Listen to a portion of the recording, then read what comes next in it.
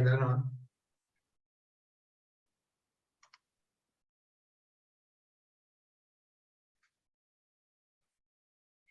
Muy buenas noches, ¿cómo están? Espero que estén todos y todas muy bien. Vamos a empezar puntual porque, bueno, hoy hicimos la clase una horita después de lo que la hacemos siempre, así que vamos a comenzar puntual. Los compañeros que se vayan sumando los vamos a ir admitiendo, no hay ningún problema. Cualquier duda, consulta o participación que quieran realizar, porque esta clase va a ser más participativa, hola Ingrid, la pueden hacer a través del chat, ¿sí? Yo se la voy a leer al docente o el docente mismo la va a leer. Voy a estar a disposición para ayudar. Así que, sin más, bienvenido Roberto, gracias por tu tiempo. Hola, hola, Federica, gracias a ti. Y hola a todos, pues, perdón, o sea, bueno, muchas gracias por estar en esta clase. Yo sí creo que no es un horario fácil, así que justamente voy a tratar de ser, ¿cómo se llama? Bien breve en esto, ¿cómo se llama? Pero quiero, como les decía la Federica, hacerles una clase que sea esencialmente práctica, además de los conceptos teóricos que vamos a ver al principio, como medios introductorios también, pero les voy a poner un caso para que ustedes en el fondo trabajen un poco la materia en sí. Una pregunta, Federica, ¿ya se ve la pantalla o no? ¿La pantalla que estoy compartiendo? Se ve perfecto. Perfecto. La que dice responsabilidad contractual, esa pantalla, ¿cierto? Así es. Perfecto. Entonces, en el fondo, esta materia justamente, la que vamos a tratar hoy día es la responsabilidad civil contractual, específicamente la materia de la indemnización de perjuicio. ¿Y por qué les quise hacer la clase más práctica? No ese a un fin, digamos, podría haberle pasado los conceptos, digamos que los mismos conceptos que ustedes ya vieron en sus clases, probablemente cuando estaban estudiando, cuando cursaron estos cursos de Derecho Civil, y bueno, y seguramente ahora que están viendo la materia, estudiando la Alexandera, la verdad es que la quise hacer práctica porque en mi experiencia me ha tocado que los exámenes de grado, o los exámenes mismos en esta materia, no suelen preguntarse cuestiones tan conceptuales. Es difícil que un profesor a usted les pregunte directamente qué es la culpa o qué es la indemnización de perjuicio. Lo que van a tratar de hacer es, a partir de un caso que te van a poner, te van a tratar de mover en esa materia. Y la indemnización de perjuicio, en el fondo la obligación de indemnizar a partir de un contrato es algo que está presente, digamos, en todo lo que es la materia de las obligaciones. Por eso yo quise, en el fondo, a partir de los elementos que componen la responsabilidad civil contractual, prepararle un poco una clase que tenga un fin más práctico y que tenga una cuestión más de aplicabilidad por parte de ustedes, más que de ir pasando todos los conceptos uno a uno que están en el fondo en el temario que nos pasan a nosotros para poder prepararles la clase. Pero, sin embargo, si es que ustedes lo quieren, y en el fondo le dicen a la Federica, digamos, oye, ¿sabéis que también nos gustaría una clase que se repase los conceptos más teóricos? Insisto, esta no va a ser esa clase, esta va a ser una clase donde yo les voy a dar los elementos principales al principio, y luego nos vamos a ir a ver un caso, y a partir de ese caso vamos a trabajar un poco los elementos que constituyen la responsabilidad civil contractual. ¿Ya? Entonces, vamos avanzando. Entonces, bueno, concepto. El concepto de la indemnización de perjuicio. Ya asumiendo que todos ustedes ya saben lo que es la responsabilidad como concepto, que es ese deber de responder, y en lo que es la responsabilidad extracontractual, se sigue, por ejemplo, el principio principal, que es el principio de no dañar a otro. Y en lo que es la materia contractual, en el fondo, aquel que solicita la indemnización es una persona que tiene una acción personal y se forma a partir de que existe un acreedor y un deudor. ¿Y qué es lo que media entre cada uno de ellos? Que no existe en la responsabilidad extracontractual, lógicamente, un contrato, ¿cierto?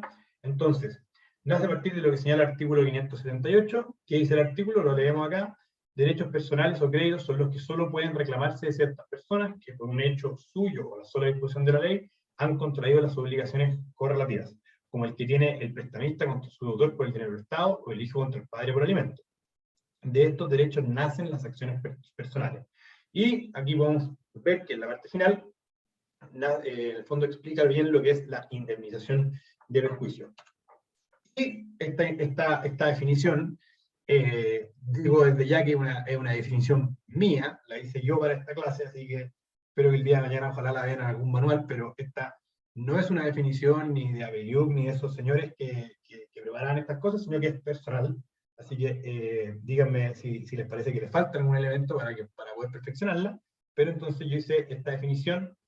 Así que ya hago el disclaimer, que si la dicen ustedes en su examen no les garantizo que el profesor les diga que está buena, pero es mía, y así que espero que no. En el fondo es una acción personal que tiene una persona o grupo de personas determinado para exigir la reparación derivada de un incumplimiento contractual o daño ocasionado que le han producido perjuicio. En el fondo, como decíamos anteriormente, la acción de perjuicios es una acción personal, es una acción que tiene una persona contra otra, por el hecho, en el fondo en la responsabilidad contractual, por el hecho de haberle incumplido un contrato, o también en la responsabilidad extracontractual porque le ocasionó un daño. ¿Y qué le tiene que haber producido tanto en uno u otro caso? Le tiene que haber producido perjuicio, ¿cierto? El perjuicio siempre es un elemento fundamental de la responsabilidad civil, no solo contractual, sino también extracontractual. Entonces, como lo pongo ahí, este concepto considera la indemnización de perjuicios derivada de la responsabilidad civil contractual y extracontractual. Cuando tenemos en el fondo encontramos el elemento, es el incumplimiento contractual, ¿cierto? Y cuando hay responsabilidad extracontractual, cuando hay un daño ocasionado. Pero en ambos casos se tiene que haber producido perjuicio, ¿cierto? Entonces, esta definición es para mí un poco la que resume un poco lo que son las características que ahora las vamos a ver, que son las características de la acción de perjuicio, que tenemos, que es una acción personal, solo puede reclamarse al autor del daño o del incumplimiento contractual, es una acción mueble, porque tiene una reparación pecuniaria, o la ejecución de hechos destinados a hacer cesar o impedir el daño y los hechos que se deben reputar, se reputan muebles. En realidad, la acción en sí puede ser mueble, pero ojo, de acuerdo a lo que dice el artículo 580, y la verdad es que es una cuestión que depende, porque si en el fondo, si se está pidiendo una acción, o sea, si el objeto de reparación requiere ser inmueble, la acción también podría llegar a ser, también de cierta manera, está persiguiendo un fin, o ¿cómo se llama? O los fines que han de ejercerse, la acción podría reputarse también inmueble. Así que, en el fondo, eso debería corregirlo acá, de poner que es una acción que puede ser mueble o inmueble dependiendo del fin que se persiga. Es patrimonial, lo que implica que es transmisible, comerciable, renunciable y prescriptible. O sea, es una acción patrimonial. ¿Qué es lo que busca? En el fondo, la restitución de un daño causado a partir de ya sea de un incumplimiento o de un incumplimiento imperfecto de una obligación. Clasificación, digamos, elemental, digamos, que tenemos que existen dos tipos de indemnización. Primero está la indemnización compensatoria, que viene a compensar el incumplimiento y por lo tanto lo viene a reparar. De alguna manera puede reemplazar completamente la obligación incumplida o complementarla para reparar los perjuicios que se derivan del incumplimiento. Aquí tenemos, por ejemplo, cuando la acción a veces puede ser, sabemos que las obligaciones pueden ser de dar, hacer o no hacer, entonces dependiendo de cada uno de los objetos de prestación, dependerá cuál será, en el fondo, cómo se deban resarcir y compensar aquellos perjuicios. Sabemos muchas veces que por ejemplo, sobre todo en las obligaciones de no hacer, cuando ya no se puede deshacer lo hecho, básicamente lo que se tiene que hacer es indemnizar los perjuicios, porque ya no queda otra alternativa. O a veces cuando la persona en las obligaciones de hacer, en vez de hacer la cosa, y porque ya, no sé, el acreedor ya no quiere que esa persona haga el hecho, realice el hecho para el que haya sido contratada, en el fondo debe solamente pagarle y compensar aquello por lo cual él no hizo y le causó perjuicio. Entonces es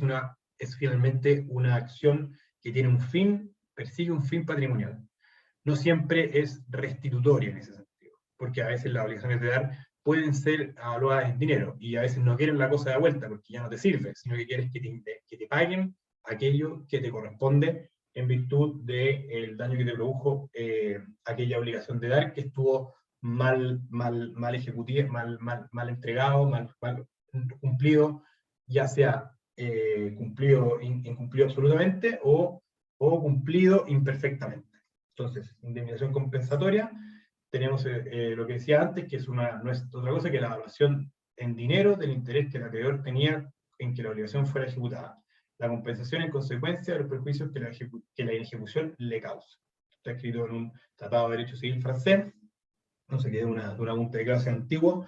Su monto debe regularse considerando el valor de la cosa debida, y si la obligación es de hacer, para determinar su monto se atenderá a lo que le representaría económicamente la ejecución del hecho. Así en el fondo lo pensé de cara a la preparación de la clase. Y luego tenemos otro tipo de indemnización, que es la indemnización moratoria. ¿Y qué es la indemnización moratoria? Es aquella que busca restablecer el daño causado al acreedor por el retraso en el que incurrió el deudor al incumplimiento de su obligación. También, la verdad es que al final también muchas veces ese incumplimiento tardío justamente te generó, puede ser que el atraso en el cumplimiento de una obligación te cause los mismos perjuicios que casi que la obligación no suele ser ejecutada. El clásico caso, digamos, que se ha pasado, digamos, en clases de derecho hace no sé cuántos años, es el caso del vestido de novia, ¿cierto? O sea, la novia que quiere que le dedique el vestido el día de su matrimonio y le llega después, ¿cierto? ¿De qué le sirve el traje de novia el día después del matrimonio? Ya no le sirve. Entonces, ahí tenemos, por ejemplo, lo que es la indemnización moratoria, que busca restablecer el daño que le causó el retraso en el cumplimiento de la obligación. Y tiene por objeto reparar al acreedor el perjuicio sufrido por el cumplimiento tardío de la obligación. No es otra cosa que la evaluación de dinero del interés que el acreedor tenía en que la obligación fuera ejecutada en la época en que debía hacerlo. Entonces, muchas veces el tiempo en sí mismo, básicamente es lo que, en el fondo, distingue un poco la clasificación de esta obligación, porque en el fondo hay veces que la mora está presente siempre como elemento de la responsabilidad, y eso puede ser, ojo, una pregunta de examen, o sea, y la verdad es que no siempre es así, o sea, no siempre hay mora, no todas las obligaciones están hechas para que haya en el fondo exista necesariamente mora. ¿Por qué? Porque la indemnización puede ser compensatoria o moratoria. Ahora bien, el deudor es interpelado y está constituido en mora, básicamente con los elementos de la Constitución en mora, que está el clásico elemento, que es el que básicamente el emplazamiento legal del demandado, cuando le notifican la demanda. Ya se puede entender para muchos efectos, por ejemplo, para efectos de que se la cosa perezca por caso fortuito, que haya culpa, digamos. Eso todo ocurre a partir de la notificación de la demanda, donde se entiende que el deudor está constituido en mora, sea que se solicite una indemnización moratoria, sea que se solicite una indemnización compensatoria. Entonces, y aquí es donde comienza un poco lo que es lo que yo les comentaba de la clase práctica. ¿Por qué? Porque igual estamos viendo esta pregunta es una pregunta que debe ser una de las preguntas quizás más preguntadas dentro de un examen, un examen de esta materia. Seguramente que esta pregunta cae, pero de todas maneras, o sea, no sé si en un examen de grado siempre, pero si en un examen de esta materia, esto es como lo neurálgico, digamos, que son los elementos que configuran la responsabilidad civil contractual. También hay elementos de la responsabilidad extracontractual y también es muy preguntado, pero ahora vamos a ver, estamos abarcando solamente la responsabilidad contractual. Entonces, elementos que la configuran. Esto hay apuntes y apuntes, digamos, que incluyen algunos elementos, previsibilidad, etcétera, pero desde el fondo, yo los he visto, yo los he estudiado, y estos son, desde mi punto de vista, los elementos que efectivamente la constituyen. Véanlo bien, porque hay otros profesores, digamos, que tratan más elementos, hay otros que eliminan algunos elementos, hay unos que fusionan algunos elementos, pero en fin, estos son los que a mí me gusta tratar, y a mí me gusta darlos como hacer el punteo de esta manera. Y las veces que me ha tocado preparar demanda de indemnización de perjuicio, los he hecho basado en estos elementos. Esto, bueno, ahora quizás no es algo pero la verdad es que vale la pena comentarlo. O sea, cuando uno prepara una demanda de indemnización de perjuicio, justamente tiene que hacerla en base a este esquema, al esquema de se componen los elementos, o sea, están constituidos los elementos de la responsabilidad contractual, y ahí uno tiene que ir uno por uno diciendo, existió. Bueno, y uno puede en el fondo configurar una buena teoría de su caso a partir de esto. Por eso es tan importante, y por eso es tan relevante, y por eso se pregunta tanto, y por eso los profesores le dan un enfoque muy práctico a preguntar esta materia. Bueno, perdonen que en el fondo sea tan incisivo con eso, pero lo digo porque para que sepan que esta materia, más que conocer cada uno de los conceptos, tienen que manejarlos muy bien y entenderlos muy bien, más que sabérselos de memoria, etc. Entonces, elementos que configuran la responsabilidad civil contractual. Primero, existencia de un contrato, lógico, o sea, tiene que haber un contrato entre las partes, y recordemos que no siempre los contratos significan que tiene que haber un contrato escrito, porque pues recuerden que por antonomasia o por defecto, los contratos suelen ser consensuales, o sea, no siempre las leyes exigen que los contratos sean solemnes, no siempre las leyes exigen que los contratos sean reales, entonces por defecto muchas veces los contratos pueden ser consensuales. ¿Qué significa eso? Que se perfeccionaron por el consentimiento, y tienen que tener ojo en ese sentido de distinguir que la existencia de un contrato no necesariamente necesita el papel, digamos. Uno se imagina un contrato y se imagina un papel, pero recuerden que la gran mayoría de los contratos se perfeccionan por el consentimiento. Para que analicen bien eso y vean, si es que se preguntan, digamos, había un contrato porque en el fondo había un acuerdo de que le iban a prestar un servicio y nunca lo fijaron, nunca lo dejaron por escrito. Sí, había un contrato igual, o sea, los contratos de prestación de servicio se perfeccionan a partir del consentimiento. Por tanto, ¿existió un contrato? Sí, señor, existió un contrato. Entonces, segundo, nos vamos al incumplimiento de la obligación. O sea, existencia de un contrato, incumplimiento. Se incumplió lo que las partes habían obligado.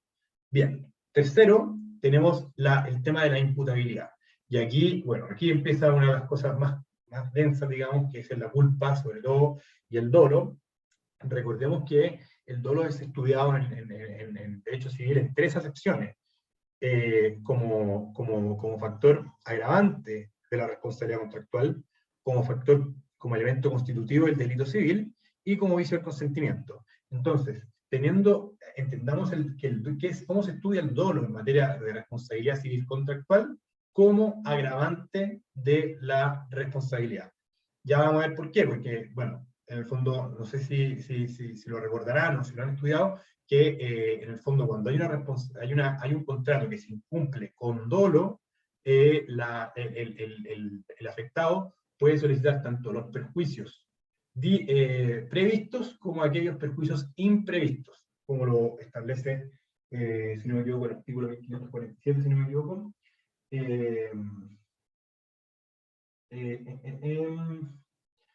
Bueno, lo voy a revisar, pero entiendo que es más o menos ese artículo. En fin. Así que, en el fondo, y bueno, está la culpa, que recordemos que, a diferencia de lo que ocurre en la culpa extracontractual, la culpa en materia contractual está graduada. ¿En qué? En la culpa, lo que se llama la culpa grave, la culpa leve y la culpa levísima.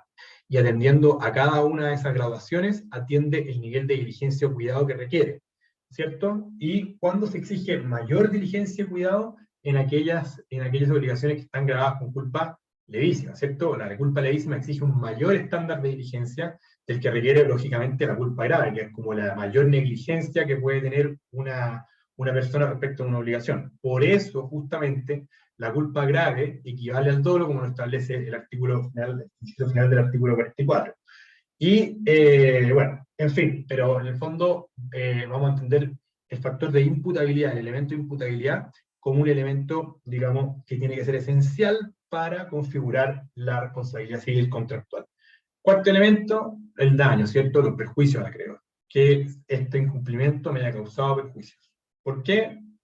Porque, no sé, iba a comprar una casa y me incumplieron la promesa de compraventa que yo había acordado. No llegó a venderme.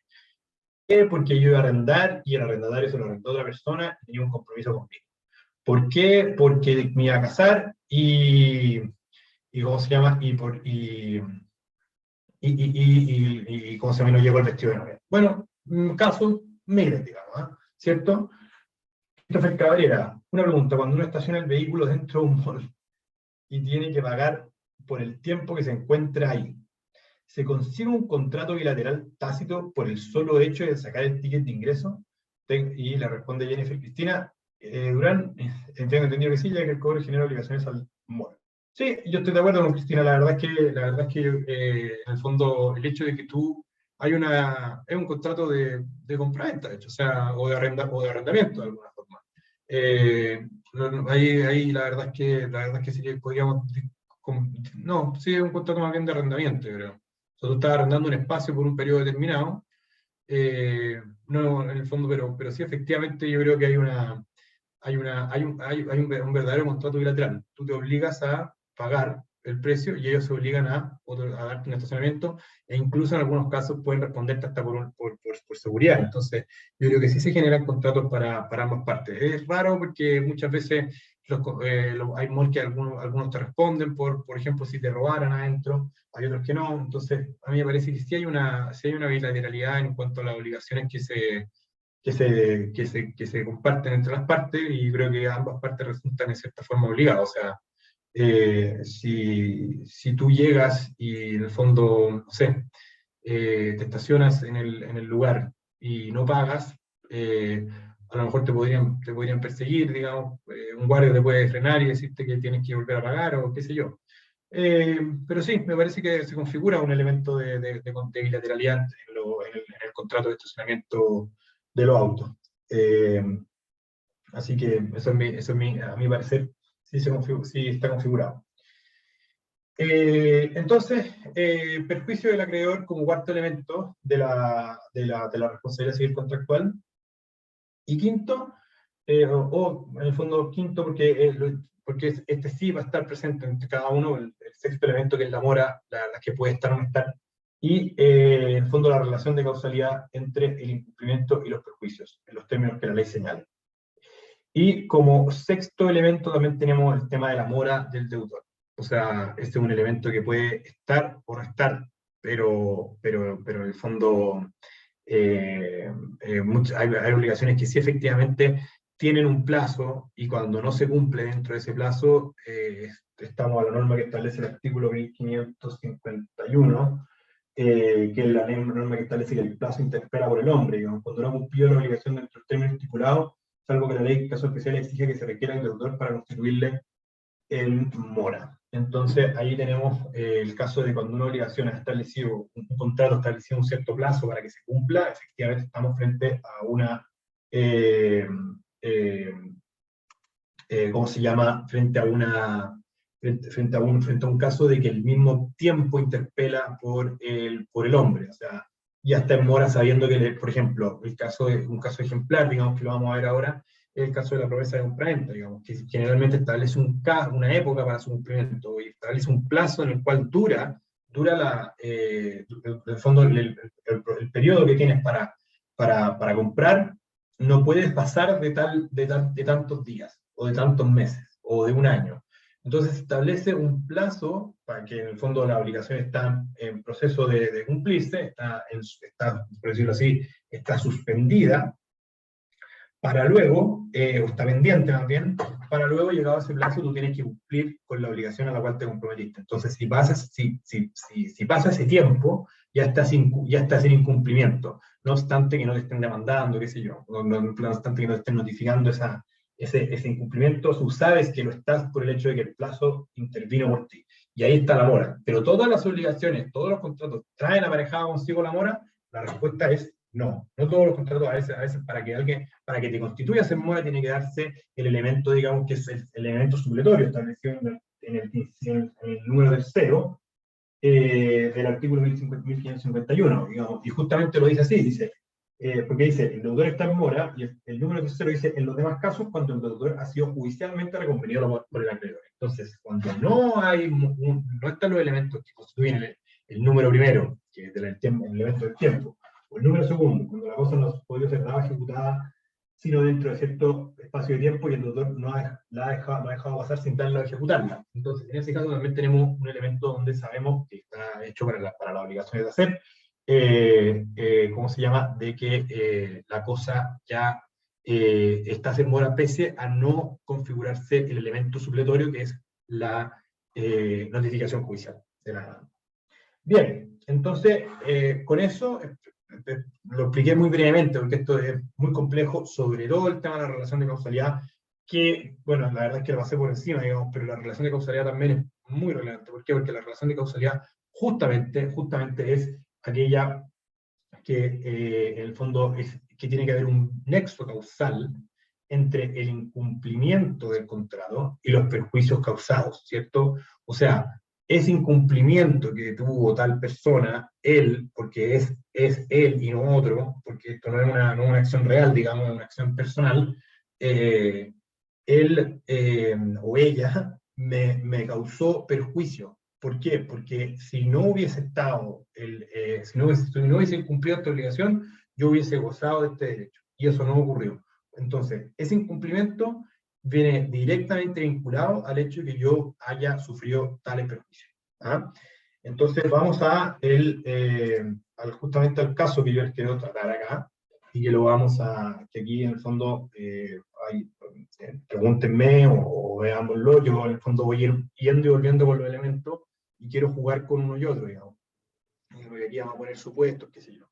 Entonces, el caso dice lo siguiente. Dos personas celebran un contrato de promesa de compraventa, donde establecen como condición para la celebración de la compraventa definitiva el hecho de que los títulos se encuentran aprobados a criterio del abogado de la promitente compradora. Establecen como plazo para la celebración de la compraventa definitiva un plazo de 60 días. Al promitente vendedor le llegaron dentro de ese plazo diferentes ofertas, pero les señaló que no era posible, ya que estaba comprometida la venta por el precio que había acordado en la promesa respectiva. Llegado el día de firma, el promitente comprador le señala que no va a comprar, porque encontró una propiedad que le gustó más y que estaba a mejor precio. ¿Ya?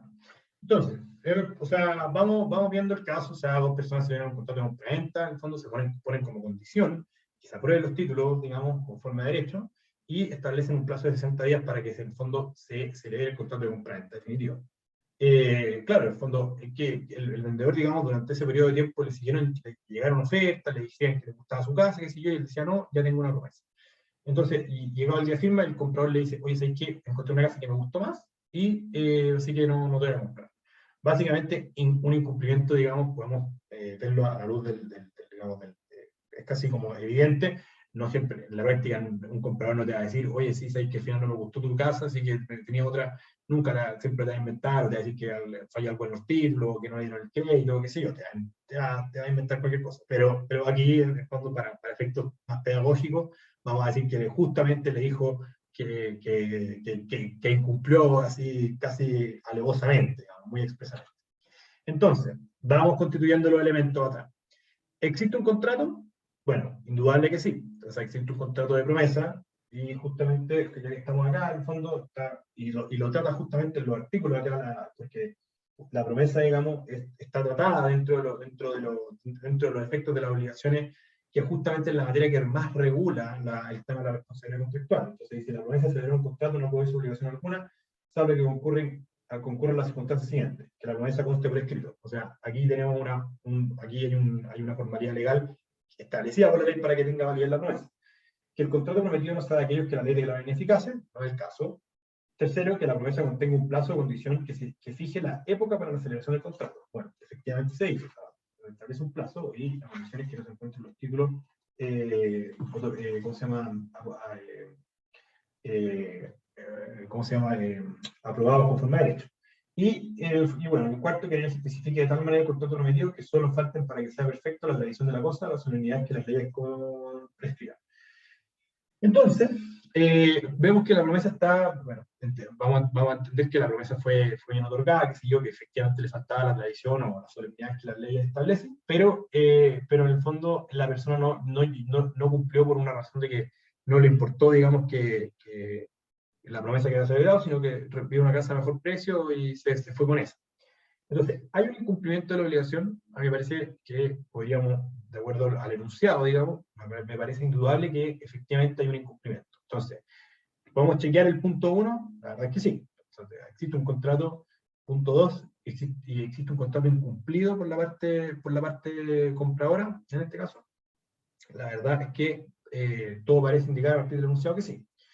Vamos al tercer elemento, a la imputabilidad. O sea, dolo o culpa.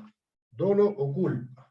Llegado el día de firma, el promitente comprador le señala que no va a comprar porque encontró una propiedad que le gustó más y que está a mejor precio. Bueno, aquí yo creo que podríamos discutir ampliamente si si en el fondo, si es culpa, si es dolo, podríamos dar, yo la verdad es que creo que bajo el enunciado que estamos planteando, me parece que hay más dolo, no sé si ahí él quiere nominar, porque en el fondo él sabía, digamos, que había celebrado un contrato de promesa y sabía que ese contrato de promesa lo debía cumplir.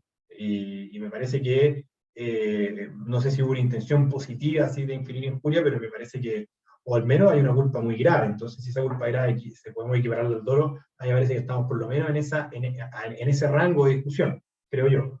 Eh, eh, Así que, bueno, pero es muy discutible, ¿ah? Entonces, más allá de entrar en eso, yo creo que es importante entender que un factor de imputabilidad sí que lo hay. Scarlett aquí dice, según yo, culpa grave.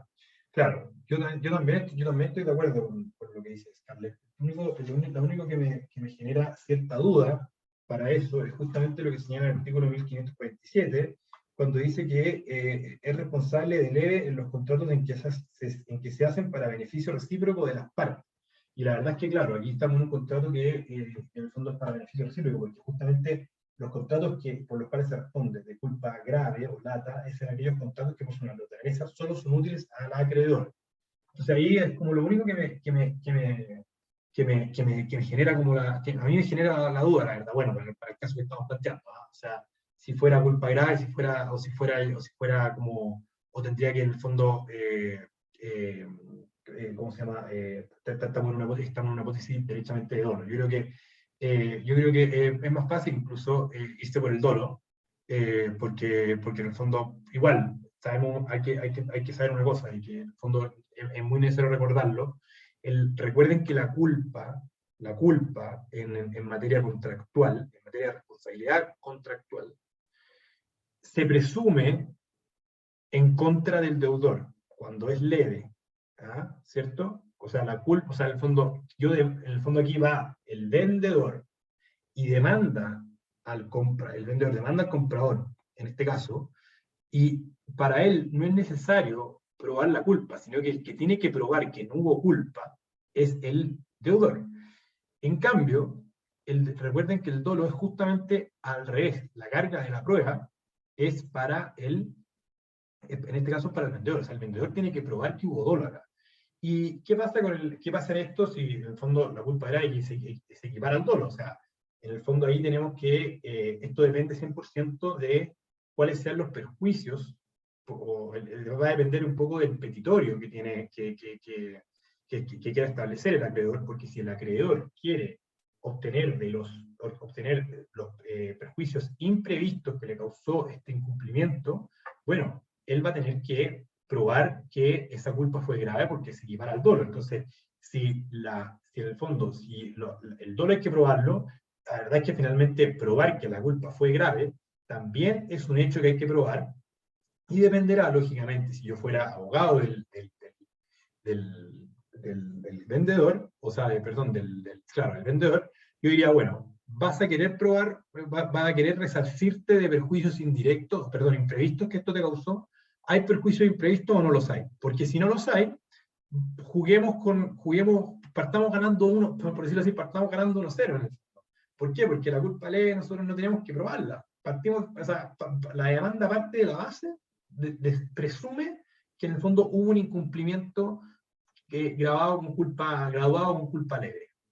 En cambio, si yo quiero ir por los perjuicios imprevistos, ahí es donde yo tengo que decir,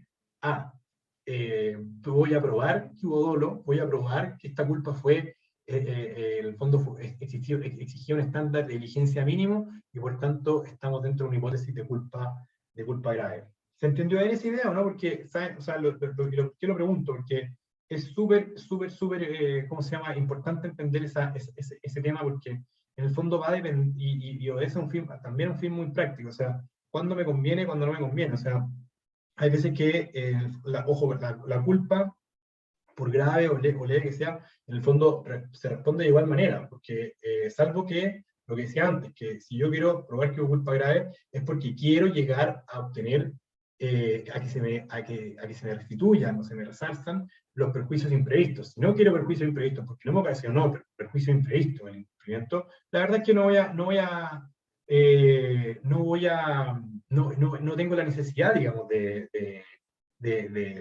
ir por eso, si es que la verdad es que voy a obtener los mismos beneficios porque voy a obtener los beneficios previstos y directos, digamos. ¿Por qué la culpa leve no se prueba? Bueno, en materia contractual no es necesario probarla, porque en el fondo eso se sigue de la regla que establece el artículo 1698, donde establece la prueba de las obligaciones. ¿Cómo lo trata, digamos? Es una muy buena pregunta la que me acaban de hacer, porque dice, incumbe probar las obligaciones y su extinción a quien alega aquellas o estas, ¿cierto? Entonces, en el fondo, aquí le están diciendo a una persona que incumplió, que hubo un contrato, que hubo un incumplimiento en el contrato, y yo le estoy diciendo, en el fondo, cuando yo le digo que hubo culpa, se incumplió con culpa, y uno puede probar que existían estos elementos, la ley presume que en el fondo que la culpa, digamos, leve, que es la culpa, digamos, más normal que hay, digamos, no más normal, sino que es, de alguna manera, la culpa es como la culpa supletoria. Supuestamente todos los contratos pueden, digamos, que tienen beneficio recíproco, quien demanda, hay una presunción, pero una presunción que es simplemente legal también, lógicamente, de que hubo culpa. ¿Por qué? Porque en el fondo, si no, yo estaría tratando de decir que hubo dolo. O sea, por eso el dolo se estudia como factor agravante de la responsabilidad civil contractual. ¿Por qué? Porque si yo ya estoy demandando de indemnización de perjuicio, estoy diciendo, a ver, aquí hubo un contrato incumplido, y estoy señalando simplemente que se incumplió con culpa. No se efectuó la diligencia por la otra parte. Entonces, ¿quién debe, como lo dice el artículo? Porque el artículo dice que incumbe con las obligaciones, o su extinción, digamos, que podría interpretarse en este caso como que no hubo efectivamente un incumplimiento, a quien alega aquellas, en el fondo, la carga de la obligación o la extinción de la misma, al que está diciendo, oye, yo no soy culpable. Imagínense esto así. O sea, alguien le dice, oye, no sé, el otro día dejaste, ¿cómo se llama? Dejaste no sé, una cáscara de plátano esto ya sería de extra contractual, digamos, pero voy a poner el caso para que, como medio ridículo, pero en el fondo, quien alega que alguien te imputa algo y quien debe decir no, sino quien se justifica, en el fondo, quien tiene que dar su justificación al respecto, es a quien le están diciendo que en el fondo hizo esto no con el grado de diligencia debido. Entonces, él tiene que probar que sí existió el grado de diligencia y que hubo de alguna manera, él no tuvo la culpa de que ese incumplimiento le causara perjuicios. ¿Se entiende? Entonces, esa es en el fondo la razón, el fundamento por el cual la culpa leve no se prueba, sino que se presume a favor de quien la alega y debe probarse en contra de quien se está ejerciendo. Es decir, el deudor en este caso, cuando le están imputando culpa leve, tiene la carga probatoria de decir que él no tuvo la culpa. Si no, en el fondo se presumiría a favor de él, y la verdad es que eso no es así. Cuando no ocurre eso, cuando le imputan culpa grave o lata, o cuando le imputan que cumplió con dolo por ser un factor agravante de la responsabilidad contractual. Constanza, dime si esa respuesta en el fondo te dejó tranquila, o si en el fondo podemos indagar más en ella, porque en el fondo, en fin, podría darse más texto, pero en el fondo, para poder seguir avanzando, pero igual ahí, Constanza, si es que quieres seguir tratando el tema, lo podemos conversar después de la clase, bueno, cuando tú puedas. Entonces, nos vamos al factor estamos hablando del factor de imputabilidad. Ahí podemos, en el fondo, hubo gente que compartió acá, digamos, algunos dijeron que era dolo, algunos dijeron que era culpa grave. Ahí fuimos un poco tratando cada uno de los casos, pero evidentemente, al menos culpa hay, digamos. O sea, yo me comprometí a firmar una compraventa dentro de un periodo de plazo, un periodo de tiempo, y bueno, y no cumplí, digamos, y escandalosamente le dije que me gustaba más y que estaba a mejor precio, por tanto, incumplí derechamente la obligación que tenía con el vendedor, con el acreedor, digamos, para efectos de considerar la obligación. Entonces, imputabilidad, ya pasamos el tercer elemento. Bueno, perjuicio. ¿Me causó perjuicio? ¿Dónde podemos ver el elemento? Podemos ver el elemento, por ejemplo, establecen como plazo, al proveniente vendedor le llegaron dentro de ese plazo diferentes ofertas, pero el señor que no era posible. O sea, dentro del plazo en el cual estaba sujeta la condición digamos, de aprobarse los títulos para que la persona le comprara, le llegaron más ofertas. Y él dijo, bueno, no, porque tengo ya un compromiso de venta, qué sé yo. O sea, él estuvo llano a cumplir, él siempre estuvo como con la intención de cumplir con su obligación, le llegaron ofertas que fueron rechazadas, y bueno, y eso evidentemente que es un perjuicio que puede probarse. O sea, el tiempo en el cual tuvo congelada la propiedad sin mostrarla a nadie, sin vendérsela a nadie, recibiendo ofertas, qué sé yo, o sea, el paso del tiempo. Bueno, y hay que entender que, y esto es muy importante, o sea, en el fondo existen ¿cómo se llama? Dos territorios fundamentales dentro de lo que es dentro de lo que existe la responsabilidad, la indemnización de perjuicio. Artículo 1556, que lo leo: la indemnización de perjuicios comprende el daño vigente y lucro cesante, ya provengan de no haberse cumplido la obligación o de haberse incumplido imperfectamente, o de haberse retardado el cumplimiento, exceptuándose los casos en que la ley limita expresamente al daño vigente. Entonces tenemos daño vigente, que es el daño patrimonial efectivo. Muchas veces estas promesas establecen una evaluación anticipada de los perjuicios, lo que se llama la cláusula penal, que suele ser como el 10% del valor de la propiedad, para que sea, o sea, debe tener que pagar el 10%, y eso puede traer consigo, además, lógicamente, la resolución de contrato o el cumplimiento forzado del mismo, pero con indemnización de perjuicio. ¿Y cómo es esa indemnización de perjuicio? Establezcamos, digamos, el daño emergente y el lucro cesante. Podríamos hablar que acá hay una hipótesis de lucro cesante. En mi opinión podría decirse que sí, o sea, la persona recibió ofertas que rechazó por el hecho de haber cumplido con su obligación. El daño emergente podríamos, bueno, yo creo que en estos casos suele evaluarse anticipadamente. Entonces, pero si no se hubiese evaluado anticipadamente, la persona tendría que probar cuál fue el daño patrimonial efectivo que le causó el incumplimiento de la obligación. Pero perjuicios hay. La verdad es que indudablemente sí, yo creo. O sea, entonces, ¿se configura el cuarto elemento? En mi opinión, sí. Estamos frente a un elemento, frente a una hipótesis de incumplimiento del cuarto, el elemento de los perjuicios al acreedor. Quinto, relación de causalidad entre el incumplimiento y los perjuicios. Bueno, a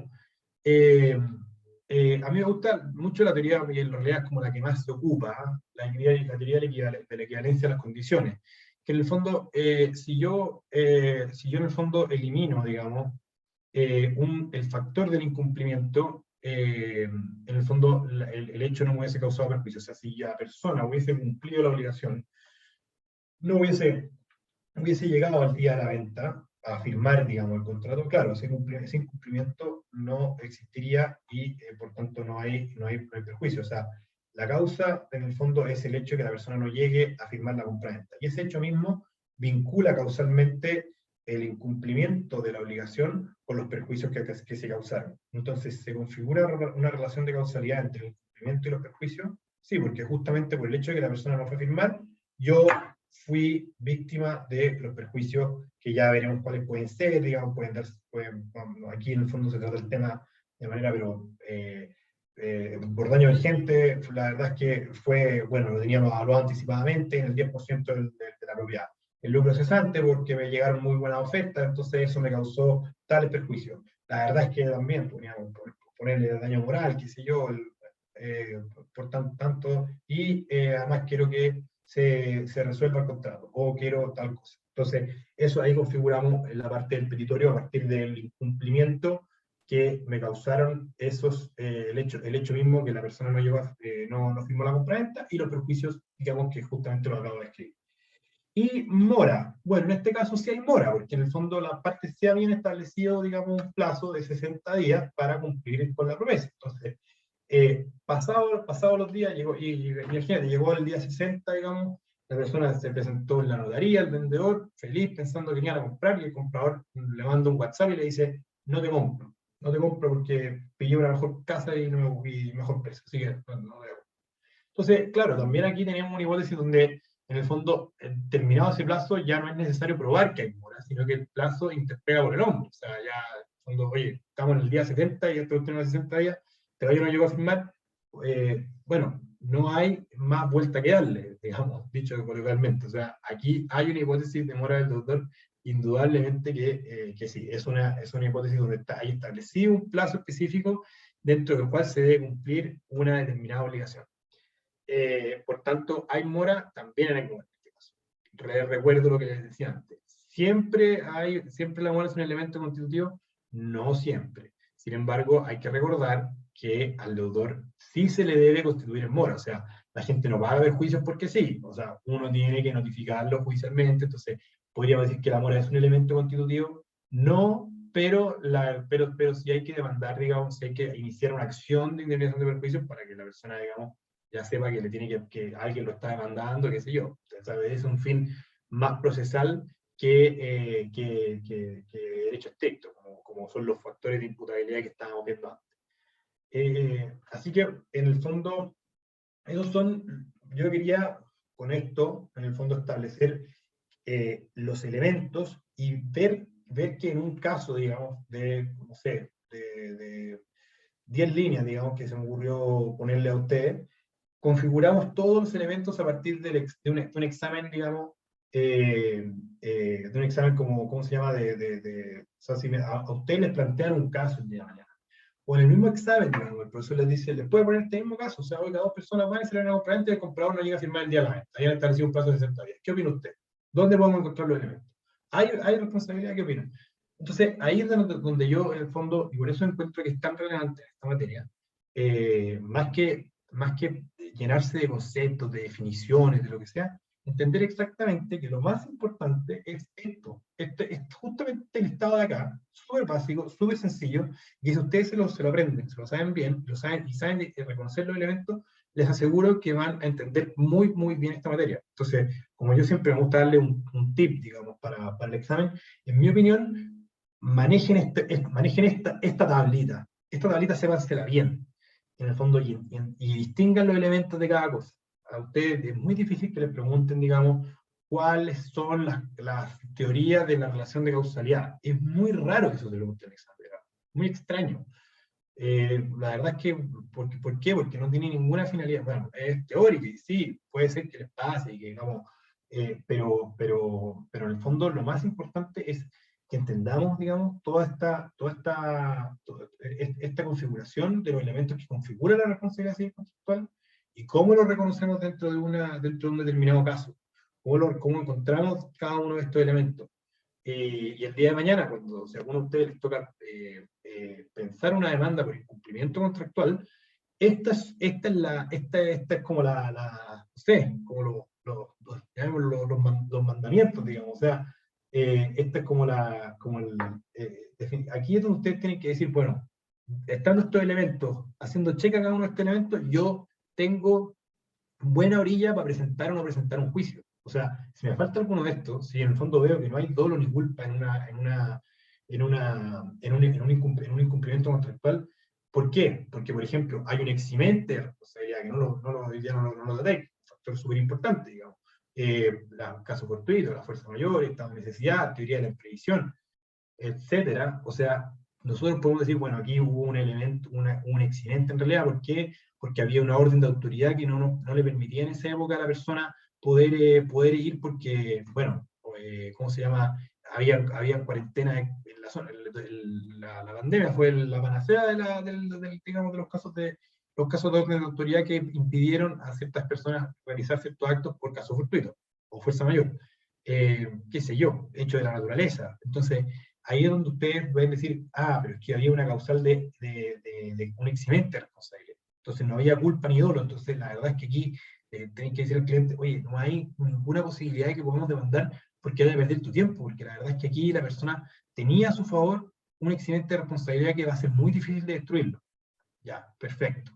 Entonces, y así vamos configurando cada uno de estos elementos y cada una de estas cosas para que ustedes, en el fondo, esta materia la entiendan bien, la comprendan y, en el fondo, sepan explicarla de esta manera y entenderla un poco, enfocar un poco el estudio de un punto de vista práctico. Así que ese es el tip final, digamos, con eso quería cerrar. Y espero que le haya servido. Lógicamente que si es que lo quieren ir en el fondo ir avanzando en esto, o quieren ver una clase un poco más teórica, también la podemos hacer, no hay problema, pero mi objetivo era que ustedes en el fondo, o yo tratar de ayudarlos desde un punto de vista más ¿cómo se llama? Más de entender estos elementos y ponerlos dentro de lo que es la realidad, la práctica. Y que ocurre bastante seguido. Yo me dedico un poco a juicio y a temas inmobiliarios, y la verdad es que esta hipótesis siempre está muy presente.